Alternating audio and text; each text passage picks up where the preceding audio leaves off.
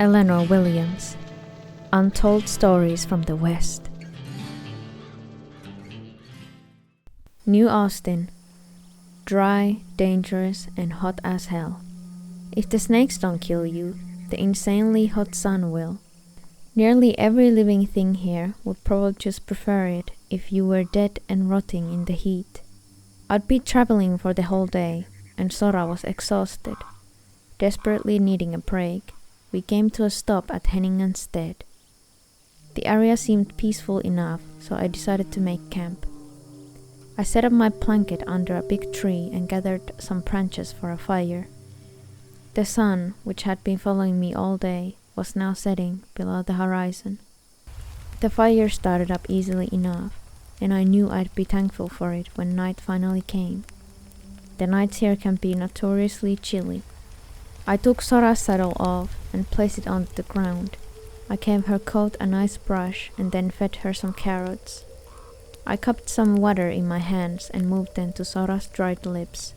"Sorry I forgot the bucket, girl," I told Sora as she gladly drank.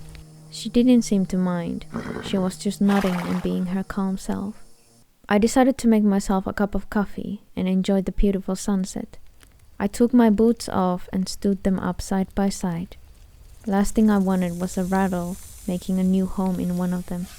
I placed my hat over my boots and stretched out on my blanket. Sipping my coffee, I watched as the sun began slowly dropping beyond the horizon. "Oh, Eleanor," I thought, "what in the hell are you doing out here?" As the sun went down, my eyes began to grow heavy, so I took off my gun belt and moved closer to the fire. Under the blanket, I snuggled up to my guns and watched as the dancing flames lulled me to sleep. After a couple hours, I was woken by what seemed to be loud singing coming from a distance. I could see the dark shadows of two men on horseback very slowly trotting their way along the trail. They were singing so loudly, you'd think they were on the stage of the theater in Saint Denis. I was sure they noticed my campfire, so I sat up with my hand still under the blanket, clutching my loaded revolver. As they got closer, they got off their horses and led them slowly towards me. In the light of the fire, I noticed they were Mexicans. "Buenas tardes, señora," said the one with the guitar on his back. "¿Qué haces aquí solo?" "Terrible sorry, but I don't speak Spanish," I said as I held tight on my gun. "Sorry, miss. My friend knows you probably don't speak Spanish. He's just a little drunk and seemed to have forgotten we're not in Mexico anymore. We mean you no harm. Mind if we join you and warm ourselves by the fire?" asked the other man. I motioned for them to sit down as I kept my eyes on every move they made. "I'm Roman Escobar, and this drowsy drunk is Benito Hernandez," he said as he gestured towards his friend. "And you are?" "Eleanor," I answered bluntly, not willing to give out any more information that is necessary. "Eleanor," he said with a puzzled look. "The name sounds kind of familiar." Well, anyway, thank you for this, señora." I said nothing as I eyed them down. I think they understood that I wasn't in a talkative mood, so they made themselves comfortable and held their hands towards the fire. We all sat there for a while in silence, until Benito grabbed his guitar and started playing what sounded like a Mexican song. As soon as he started singing, Roman promptly jumped up and started dancing, which caught me off guard. His moves were very unusual, and they were performed with such confidence that I was almost left speechless. He suddenly stopped and extended his hand.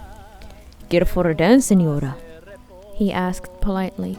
I glanced around into the foreboding darkness that surrounded my little campfire. "Why the hell not?" I replied as I got up and stuck my gun into the waist of my pants.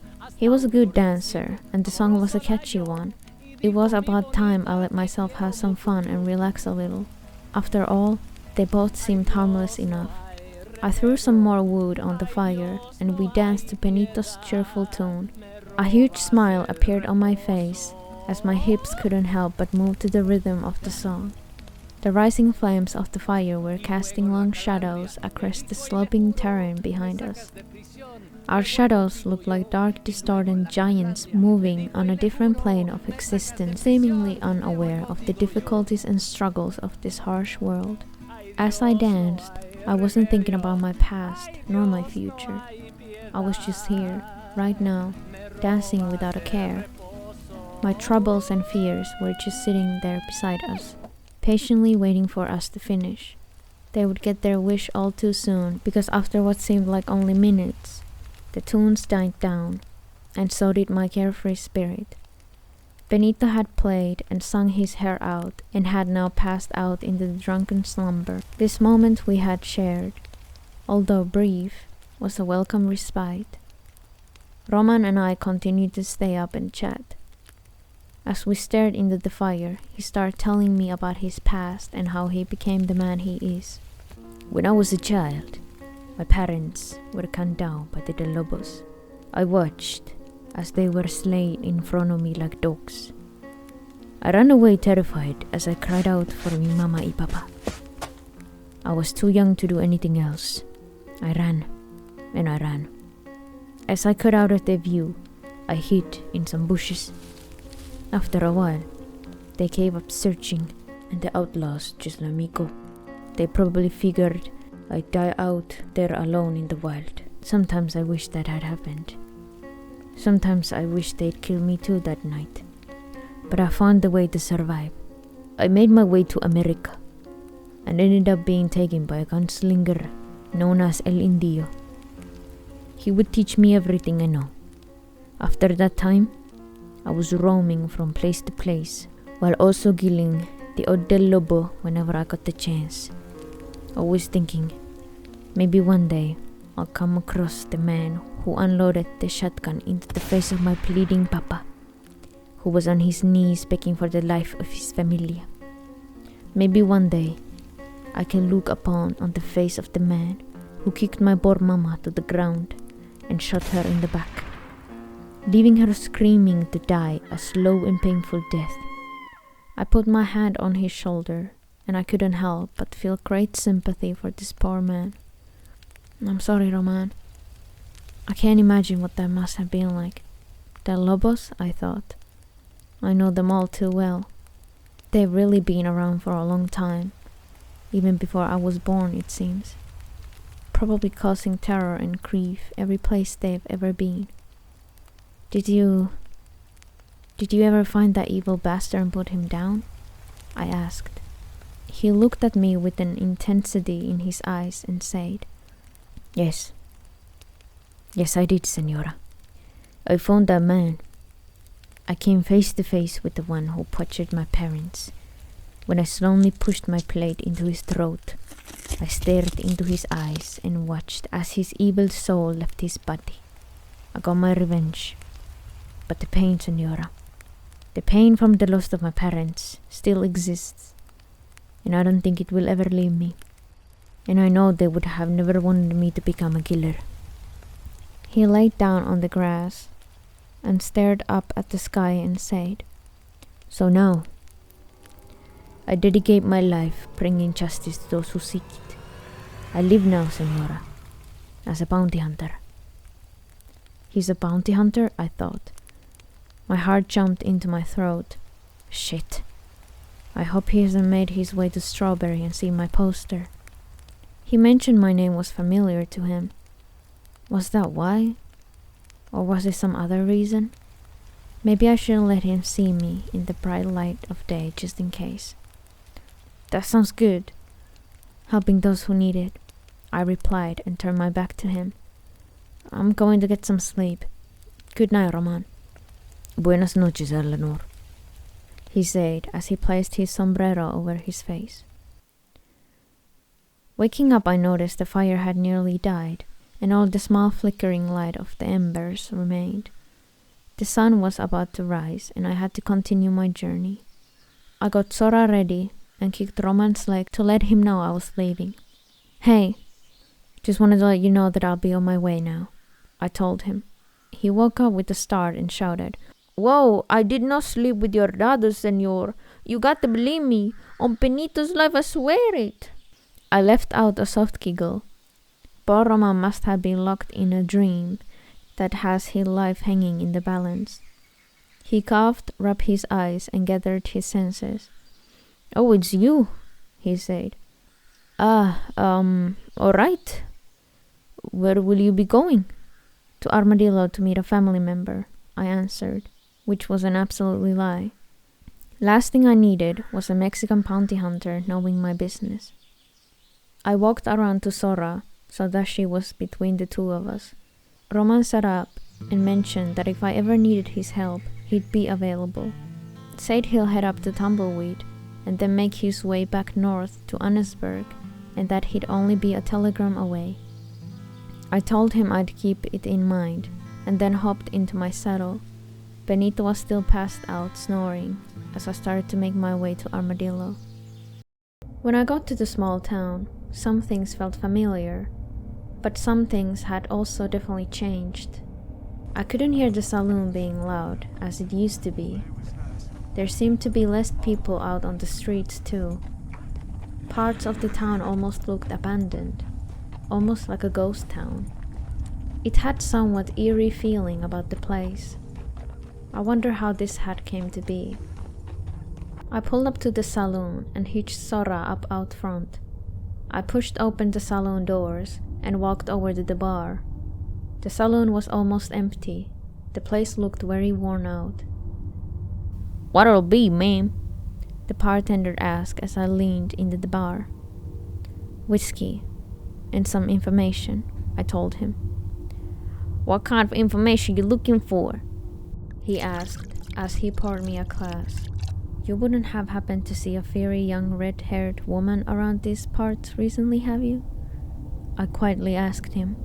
No redheads around here, ma'am. You could ask the sheriff. He's at the end of the main road. Is this girl family? He asked. Kinda. Thanks for your time, I said. Lucinda definitely isn't family, but it's easier to pretend she is while I happen to be looking for her. Thought she might be somewhere around Armadillo, because she once mentioned she'd like to spend more time here hunting Del Lobos. A lot of them hide and skulk around these parts. How did she say it? Ah, yes. So I can pull them up one by one like weeds, she had said. There's gardening to be done. At the bar I noticed, out of the corner of my eye, some drunken piece of trash had somehow managed to stumble his way over behind me. Hey, pretty lady, you want a beef sausage to go with your whiskey? He drunkenly blurted out while smirking and grabbing his crotch. I kept looking straight ahead and sternly said, If you're still here when I count to 3, I'll put a bullet between your eyes. I felt a hand touch my arm from behind. So quick as a flash I turned, drew my gun and aimed at the person's head. Whoa! Said a shocked woman. The barrel of my gun was somehow pointing at her head. She was completely frozen. I lowered my gun and put it back in its holster, just as quickly as I had drawn it. I'm sorry. I thought you were someone else, I said to her as I glanced over to the drunken asshole who was now timidly backing away to his table. Is that how you greet people? She asked, trying to play it off cool. The man who was just here. His name is Walter. He's a pathetic drunk who's here nearly every day. He talks a lot of shit, but not much else. Harmless old fool he is. Well, that harmless old fool was lucky I didn't blow his goddamn head off his shoulders, I said. Well, it's kind of unusual to have female visitors in the saloon at this time of day, she said as her eyes glanced up and down at my body. Sorry, I said to her, now feeling a lot more at ease. Dirty bastard was talking his way to a hold in the head. Thought he'd grab my arm. How embarrassing of me. Can I make it up to you by buying you a drink? I asked. She says she doesn't drink, but I was happy to just sit at the bar with me while I did. I haven't seen you here before. What brings you down this way? She asked curiously. What's with people always asking probing questions right away? I thought. Just visiting, I answered as I settled myself and tipped back the whiskey. The burning sensation brought me some comfort. It's been a long while since I last traveled here. Oh, so you have visited before? She said while she was looking at me with an apparent interest. Well, I must have missed you since you last came, because I definitely would have remembered seeing a face like yours. She started to fidget and fumble with her fingers. She was definitely nervous. I'm Charlotte Duval, by the way. I would have told you that earlier, but I was a little taken aback when you turned to face me at the bar. Never had a gun pointed directly into my face like that before. Guess I was lost for words for a bit there. She smiled slightly and looked down at her fingers. Especially not from someone as pretty as you. I blushed. It's been a long time since a beautiful woman had called me pretty. Oh, thanks. And yeah, I was here a while back on kind of a business trip, I said. A business trip? I thought to myself. Why am I bullshitting so much to every person I meet? Why I can't be fully honest, at least once? What am I so afraid of? Bounty hunting isn't really a business trip, it's a job. A job that only ruthless partner killer can do. A job that I actually did. Maybe I can seem to be honest with her because she comes across as too innocent to know that she's actually talking to a woman who has brutally killed countless people over the years without hesitation. Some of them for the money, but most of the lives I've taken have been in cold blood. Guess I don't want her to see me that way, or at least, I want to put it off for as long as possible. My name's Eleanor Williams, I said. Sorry about our first interaction. Hope you don't think I'm always like that. I'm just not really used to people like Walter talking to me in such way. Charlotte vibrantly got up from her seat. Not a problem, she said. I'm so used to these drunk folks around here, and for me, it's a rare sight to see a woman. She got closer to me and whispered, "Who is it in her 50s?" She leaned against the bar right next to me. The people of this town are as old as the buildings here. The bartender chuckled. Charlotte, why don't you get out of here and show your new friend around? He looked at me, shook his head, and said, That girl always finds a way to bully us. You better watch out for this one. The whole situation was amusing. I will, and thanks for the whiskey. I'll be sure and call for help if I'm being bullied, I said to him with a smile. Charlotte and I headed outside. I unhitched Sora and took her with me for Charlotte's little tour. Well, she said in a bubbly tone, straight ahead is the Armadillo train station. Lots of people get on the train here, but I don't see too many getting off these days. Now if you'll kindly follow me, miss, giggled Charlotte. She led Sora and I down the main road. This weather building's on your right is not much to look at, but if you head inside, you'll find Tim's. He's a grumpy man who owns this general store. You won't find better prices anywhere else, as he will surely tell you, over and over again. But don't go in there to browse and walk away without buying nothing. Old Tim's gets mighty cranky if you do that. Charlotte really does seem to know the people around here. Keep going down that way and you will find the gunsmith, which is closed. The bank, which is probably closed. And the doctor's office, which is also closed, unfortunately. A lot of folk have left the town recently, but it will pick up pretty soon, I believe. There's also the church at the end, and the undertaker's place, which is never closed, she said with a hint of a smirk. There's also the sheriff's, but we'll be turning left here. This way now, please, miss. Charlotte skipped down the side road. She led us to the ranch that was out back behind the saloon. And this wonderful place is where I work, she said gleefully. Charlotte was excited to show me this place. They had pigs, sheep, and couple cows. She reminded me of a carefree child, so full of hope and just enjoying the simple things in life. "Here's where I spend most of my days," Charlotte said as we entered the sheep pen. "The sheep are like my only friend here. I talk to them more than I talk to the town folk. They know my deepest secrets." "Don't worry about that. I talk to Sora here all the time," I said as I stroked Sora's cheek. I bent down to pet a sheep. "Animals will never judge you, no matter what you tell them. It can be freeing in a way. Sometimes you need to get something off your chest, and animals can be really great listeners."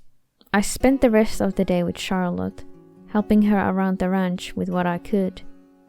We talked mostly about animals and how this place made its living. The sun was setting, and it was time to stop for the day. The saloon was getting filled with women looking for money and men looking for a good time. I never really understood women wanting to do that kind of work. To me, my body was something I only shared with a special person, but far be it from me to judge how a girl earns her money. "I'll see you in the morning," I said to Charlotte as I started to make my way out of the town in the opposite direction of the saloon. "You're not staying in the saloon?" Charlotte asked with a concerned look. "There are dangerous animals out there. It's too loud for me," I said, trotting away on Sora. "Can't sleep with all that noise. Don't worry about me. I've slept in worse places. Good night, Charlotte." "Good night, Eleanor. I hope you sleep well," she called out. She waved and made her way to the room where she was staying. I got a campfire going and made myself comfortable. Sora got a lot of hay and water to eat and drink today at the ranch, so she would be fine till the morning.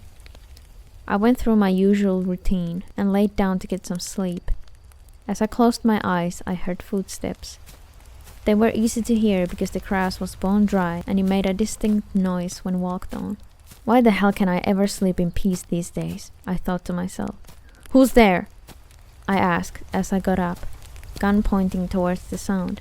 "Come on now, show yourself." "It's just me," said a sweet, familiar voice.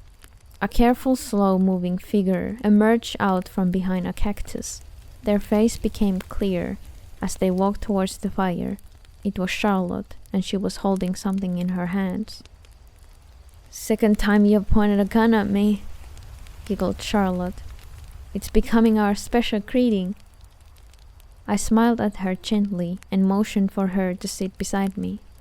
"What have you got there?" I asked, looking at the item she held that was wrapped in cloth.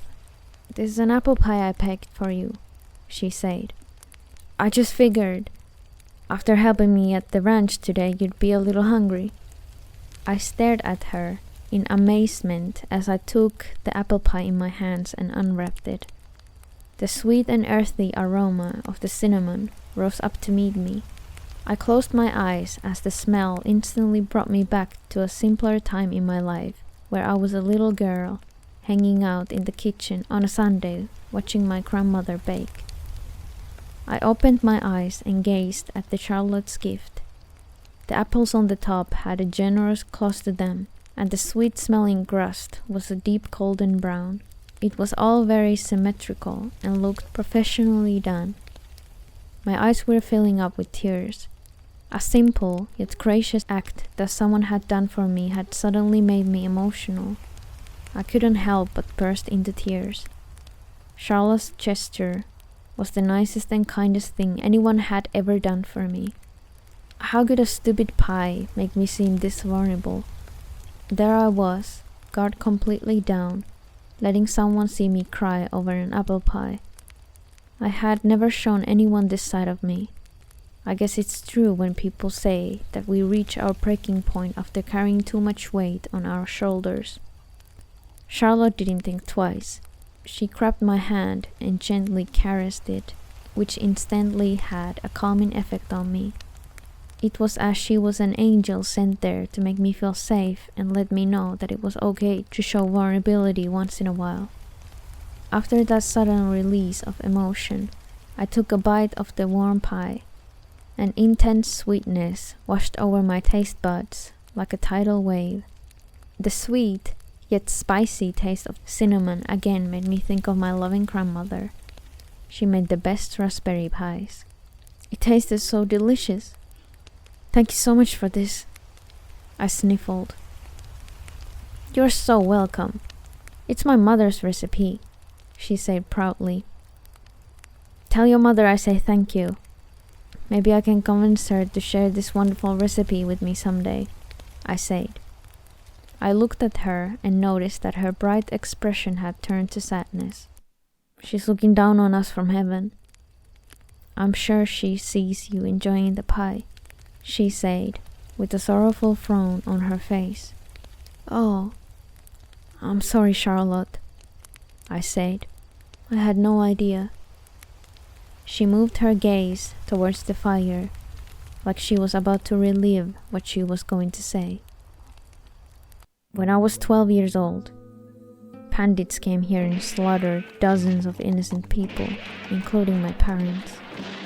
My father was working for the railroad company at the time and was laying track along with many other men. As my mother and I were coming out of the general store, gunshots rang out around the town. She pushed me down behind a barrel that was standing up next to us on the porch. It all happened so fast. I squeezed my eyes shut, as tight as I could. It sounded like everyone was letting off firecrackers like they do on the 4th of July. When the bang stopped, I opened my eyes. The horrific scenes I saw in the aftermath will forever be burnt into my memory. I don't really want to say what I saw. It's one of the main reasons why there aren't many people my age living here. Most were killed that day. And recently, only months ago, scarlet fever broke out around here. It killed many folks and forced some of the residents to flee the town. Armadillo and its people have been through a lot. That's awful, I said to her. I'm really sorry about your parents. They'd be so damn proud of you for the woman you have become. You're strong, independent, and you're doing great things for yourself and others. Many people have seemed to lose their parents in such a brutal nature, I thought. Right away it made me think of Roman's story. Maybe it was Del Lobos who slaughtered most of the residents of this town back then. The sheriff took me in and took care of me until I was old enough to work, she went on to say. Been shoveling shit ever since. Sometimes though, I catch myself thinking, isn't there anything more to this life? Tears started to run down her smooth, trembling cheeks. What's stopping you from finding out? I asked her. I'm sure your parents would want you to follow your dreams, to take a chance on the life you really want. When your loving mother was facing down death, her instinct was to save the life of her only daughter. She loved you with every ounce of her soul. She pushed you down behind that barrel, and in doing so, saved your life that day. Your life is a gift that she gave you, and it's yours to do what you wish. Charlotte looked at me wide-eyed and said, The world is scary. Sometimes I get these weird moments where my body shuts down and I can't do anything. I can't move. It's like I die for a little while. I don't know what it is. And I'm so inexperienced with everything outside of caring for animals. I feel like if I went out there into the unknown, I'd be dead within a couple of days. Maybe those bandits are still out there somewhere. If they were ever to see me, how could I ever protect myself? Have you ever used a gun before? I asked as I pulled my revolver out of its holster. Yes. I tried to hit the coyote that was trying to get into the sheep pen, but I hit the sheep instead and it died, Charlotte said with what I can only describe as the cutest little frown I'd ever seen. But the gunshot did make the coyote run away. She said it more hopefully. It took everything I had to stop myself from laughing. Would you like to learn? I asked. Oh, for real? She said excitedly. When do we start? Damn, hold your horses, girl, I chuckled. We can start in the morning. We both need some sleep first. I gave her a quick but heartfelt hug. I'll see you tomorrow, I said. Okay, she said confidently. She turned, walked away, and I laid down to get some sleep. The next morning I headed to the post office to send a telegram to my mother and Grandpa Eddie's so they wouldn't worry about me. I felt like I was going to stay here longer than I had anticipated. That'll be 20 cents, ma'am, said the man at the post office. Here, keep the change, I told him as I saw Charlotte walking towards my camp. Hey, Charlotte! I called out, waving at her. Oh, you're up already! She yelled back as she hastily walked towards me. We headed just next to the ranch where Charlotte worked. I figured it'd be a good place to start her training. I first taught her how to clean a gun and how to respect it. The Wild West is a dangerous place, I said. So always keep your gun loaded because you never know when you might need it. But unless you know a gunfight is waiting for you, then you should always just load 5 bullets into the chambers and keep the 6th empty with the hammer resting on the empty one. That's so when your gun gets knocked while riding a wagon or a horse, it doesn't accidentally go off and shoot your leg or your poor horse. Doing it this way won't disadvantage you in a gunfight, because when you cock the hammer back, the next chamber that has a live round in it will automatically rotate to line up with the barrel and the hammer and be ready to fire when you are. I could see on her face that she was extremely focused on what I was saying. She was really determined to learn, and I was proud of her. Never point a gun at someone unless you intend to shoot, I said, and never shoot unless you intend to kill. When the time comes, if you feel yourself in a situation where you have to point your gun, then never hesitate. If you hesitate to draw, you die. If you hesitate to shoot when necessary, you die. I lined up some bottles on a nearby hay bales, walked back to her, loaded a 6th bullet, and handed her my gun. Now give it a try, I said. Try and shoot one of those bottles. She took hold of the gun, pointed it at the bottles, and fired all 6 bullets. Every one of them missed. I don't get it, she hollered. I can't seem to hit those little shits. I chuckled. The bottles are laughing at me. I know it, she said with a smirk. I started laughing. You're too nervous, I said while giggling. That's why you're missing your shots. Try to relax. I shushed and calmed down the sheep. Charlotte reloaded the gun. She stood firmly, focused herself, and took a deep breath. She pointed the gun and fired all 6 bullets. She missed everything. Fuck! She yelled while throwing her gun to the ground. I'll never learn. She sat on the ground in a huff and crossed her legs. Hey, what did I say about respecting your weapon? I asked without expecting a response. I walked over to her, picked up the gun, and handed it back to Charlotte. Come on, get yourself up, girl, I said, urging her. You're not giving up. Not on my pocket watch. But you don't even have a pocket watch, she said with a moan. That doesn't matter, I said while trying not to laugh. Come on, Charlotte, you can do this. She got up, took the gun, got back into position, and reloaded it. I stood behind her, placed my hand on the small of her back, and said, Now line up the sight. Then I moved my lips closer to her ear and gently whispered, And here's a little secret, beautiful. Always shoot with empty lungs. Charlotte exhaled and squeezed the trigger. To both of our surprise, the bottle she was aiming at shattered into pieces. I did it! She squealed. I did it! She looked very pleased with herself. You could have told me that earlier, she grunted. To be honest, I kinda wanted to see you struggle.